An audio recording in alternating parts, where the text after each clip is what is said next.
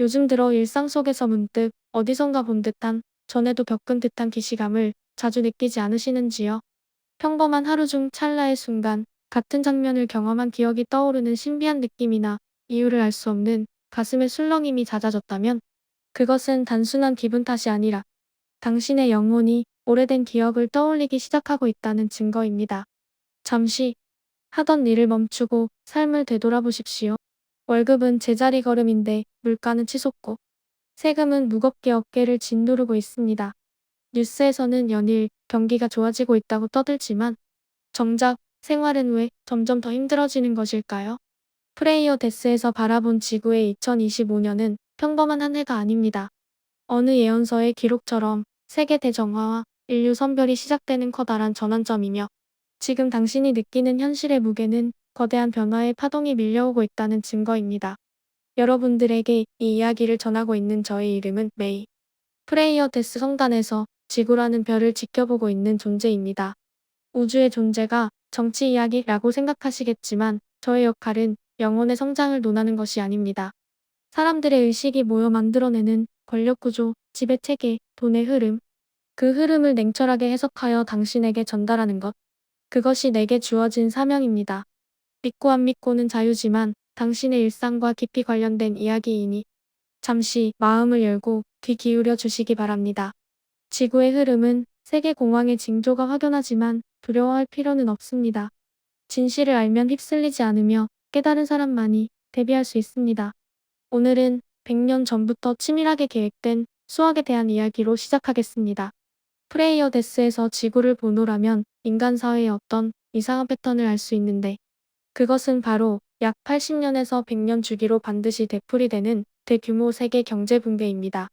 1929년 전 세계를 암흑으로 몰아넣었던 세계 대공황, 80년 뒤인 2008년의 금융위기, 그리고 지금 2025년 세 번째의 파도가 조용히 다가오고 있습니다.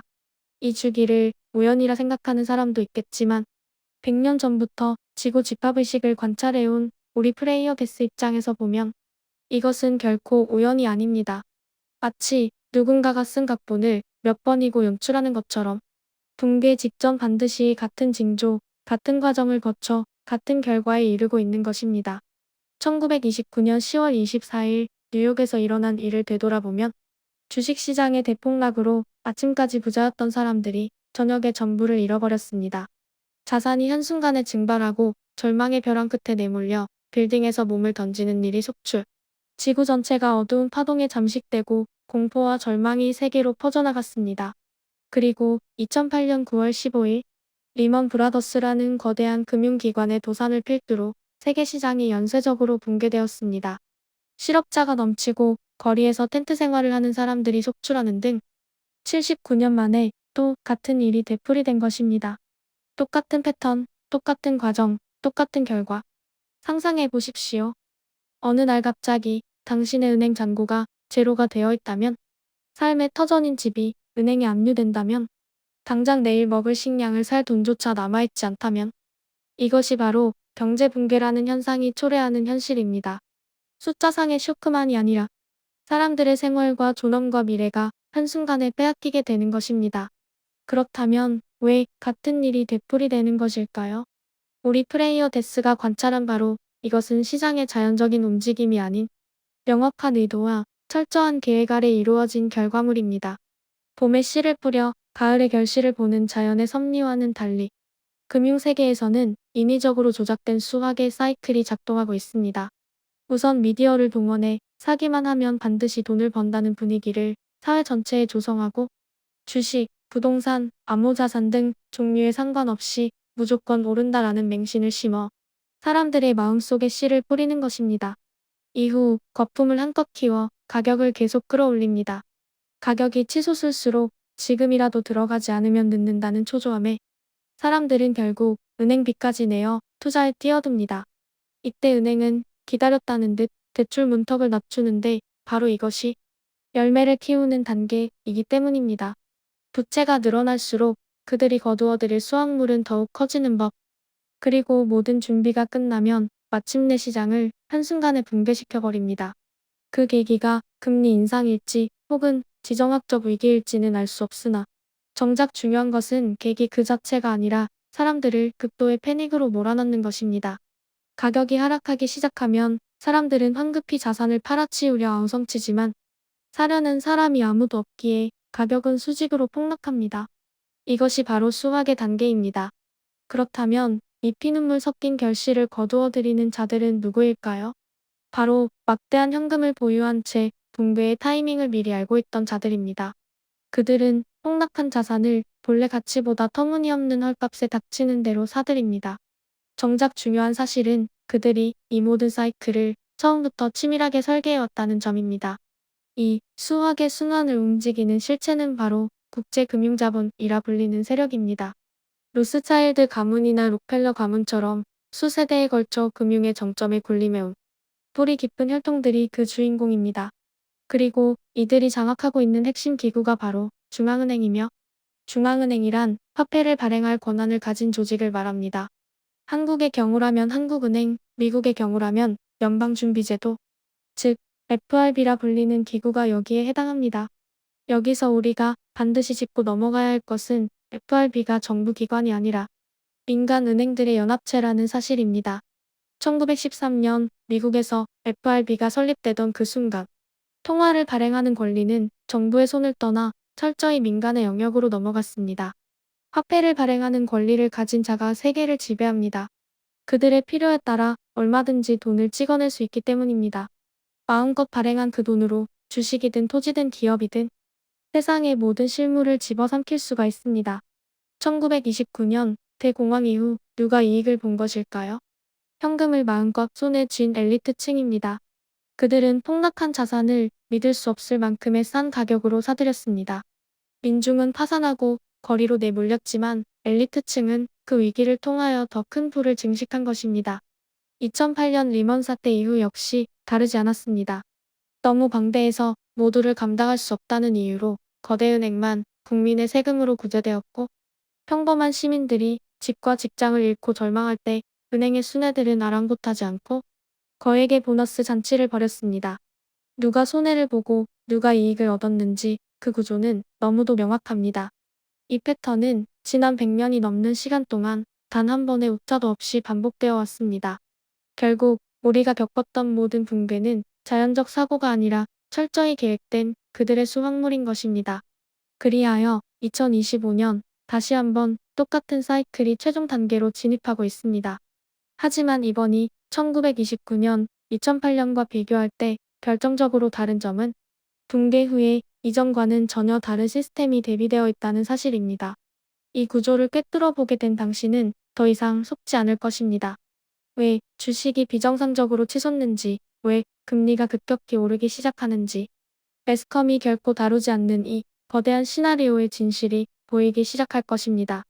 이 지식을 알면 다음에 일어날 일들이 예측 가능하며 대비를 하기 위한 시간을 만들 수가 있습니다. 많은 사람들은 TV에서 하는 말을 그대로 믿다가 갑자기 닥치는 붕괴에 놀라 패닉에 빠지지만 구조를 이해한 사람은 다릅니다. 그들은 조용하게 차분하게 준비를 해나가고 있는 것입니다. 이 무거운 진실을 여기까지 받아들일 수 있었던 당신은 이미 깨어나기 시작했습니다. 당연히 힘들고 어렵겠지만 이것은 오랫동안 믿어왔던 인식이 깨어지고 새로운 시점이 태어나고 있다는 증거입니다. 프레이어 데스에서는 당신의 파동이 확실히 변화하고 있는 것이 보입니다. 그 변화야말로 다음 단계로의 문을 여는 열쇠인 것입니다. 2025년의 지구는 8가지의 대형 리스크가 흡사 계산된 것처럼 동시에 움직임을 시작하고 있고, 그 움직임 하나하나가 별개의 사건처럼 보도되고 있지만 플레이어 데스에서 전체를 내려다보면 모두가 하나의 실로 연결되어 있습니다. 그 8가지 리스크가 무엇인지 자세히 짚어보기로 하겠습니다. 첫째는 인공지능 관련 기업들의 주가가 상식 밖으로 급등하고 있다는 사실입니다. 실질적인 이익을 거의 내지 못하는 기업들조차 그 주가가 이미 턱없는 숫자를 기록하고 있습니다. AI가 인류의 미래를 바꿀 것이라는 막연한 기대감 하나만으로 가격이 끝없이 치솟고 있는 것입니다. 이것은 이전의 인터넷 버블과 같은 구조로 2000년 전후 인터넷 관련 기업의 주가가 급등했다가 붕괴했던 것처럼 지금 같은 일이 일어나려 하고 있습니다. 실체 없이 기대감만으로 팽창한 풍선은 반드시 터집니다. 그리고 그때 붕괴를 알리는 첫 번째 방아쇠가 당겨지는 것입니다. 두 번째, 세계의 모든 부채가 한계에 이르렀습니다.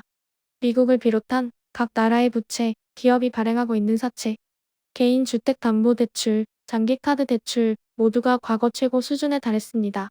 왜 이것이 문제가 되는 것일까요? 부채가 지나치면 이자를 내는 것만으로도 벅차서 원금을 갚을 수가 없습니다.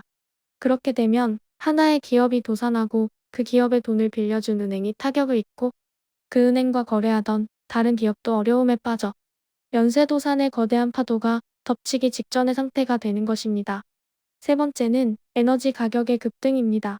중동 정세와 러시아 우크라이나 분쟁 등으로 인해 원유와 천연가스 가격이 치솟고 있습니다. 하지만 이것은 단순한 정세 불안의 결과가 아니라 공급을 의도적으로 통제하고 있다고 보아야 하는데, 그 이유는 에너지 가격이 상승하면 모든 물가가 연쇄적으로 따라오르기 때문입니다. 식자재 운송부터 공장 가동에 이르기까지 모든 산업에 에너지가 필수적이라는 점을 이용하는 것입니다. 결국 에너지 가격을 조작한다는 것은 세계 경제 전체를 그들의 뜻대로 조작하는 것과 다름없습니다. 네 번째는 금리 상승입니다. 오랫동안 전 세계의 금리는 낮게 억제되어 누구나 쉽게 돈을 빌릴 수 있는 상황이 지속되었습니다. 하지만 지금 그 금리가 급격히 오르고 있습니다. 저금리 시대에 돈을 빌렸던 사람들이 이제는 감당하기 힘든 높은 금리로 빚을 갚아야 하는 상황에 직면한 것입니다. 매월 갚아야 할 원리금이 2배 가까이 불어나는 경우가 속출. 결국 주택담보대출을 받은 서민들과 사업자금을 빌린 자영업자들이 한계에 내몰려 돈을 갚지 못하게 되고, 이것이 곧 대대적인 파산 러시의 시작이 됩니다. 다섯 번째는 전쟁이라는 파괴적인 지정학적 리스크입니다. 우크라이나와 대만, 중동의 가자 지구에 이르기까지 세계의 긴장이 고조되고 있는데, 이 전쟁들이 실제로 일어났을 때 진정으로 이득을 보는 자들은 누구일까요? 바로 군사산업 세력입니다. 무기를 생산하고 탄약을 만드는 기업들은 전쟁이 길어지면 길어질수록 막대한 부를 쌓게 됩니다. 동시에 정부는 나라를 지킨다는 명목 아래 시민들에 대한 국내 통제를 한층 더 강화할 수 있습니다. 전쟁은 그들에게 거대한 부와 강력한 권력을 동시에 안겨주는 도구인 셈입니다. 국가 안보라는 명분으로 감시 체제를 강화하고 비판적인 의견을 원천적으로 차단해버립니다. 전쟁은 그 어떤 구실을 둘러대기에도 상당히 편리합니다. 여섯 번째는 물가 상승, 소위 인플레이션으로 식료품, 전기세, 가스료 모두가 오르는데 월급만 그대로인 상황. 이것은 실질적으로 사람들이 점점 가난해진다는 의미입니다. 같은 월급으로 살 수 있는 것들이 점차 줄어들고 생활이 힘들어지고, 바로 민중으로부터 교묘하게 구매력을 뺏는 약탈의 메커니즘인 것입니다. 일곱 번째는 식량 위기입니다. 최근 부유층들이 약속이라도 한 듯 농지를 사들이기 시작했습니다. 특히 미국에서는 빌 게이츠 같은 인물이 방대한 농지를 독점적으로 소유하고 있으며, 이와 맞물려 전 세계적으로 비료 부족 현상이 빈번하게 발생하고 있습니다. 왜 이런 일들이 벌어지는 것일까요? 이유는 명백합니다. 사람은 식량 없이는 단 하루도 살아갈 수 없기에 식량을 지배하는 자가 인류의 생사를 멋대로 휘두를 수 있기 때문입니다. 지금 우리가 마주한 식량 위기는 자연적인 재해가 아니라 사람들을 지배하기 위해 철저히 의도적으로 설계된 현상입니다. 여덟 번째, 기후변동 대책이라는 미명 아래 추진되고 있는 산업화계입니다. 이산화탄소를 줄여야 한다는 이유로 공장이 폐쇄되고 에너지 비용을 인상시키고 환경을 지킨다는 그럴싸한 말 뒤로 실상 산업화계와 소중한 일자리가 사라지고 있으며, 이 모두는 에너지를 사용할 권리가 극히 일부 권력자들에게만 편중되는 과정에 불과한 것입니다. 이 8가지 리스크를 각각 별개의 문제로 보는 사람들이 대부분이겠지만, 프레이어데스 관점으로는 이 모두가 치밀하게 하나의 줄로 연결되어 있습니다. 통계적 측면으로 한번 생각해 보시기 바랍니다. 이렇게 많은 위기가 약속이라도 한 듯 동시에 같은 타이밍에 일어날 확률이 얼마나 되는지를, 확률은 거의 제로입니다. 말하자면 우리가 겪는 이 혼란은 결코 우연이 아니라는 것입니다.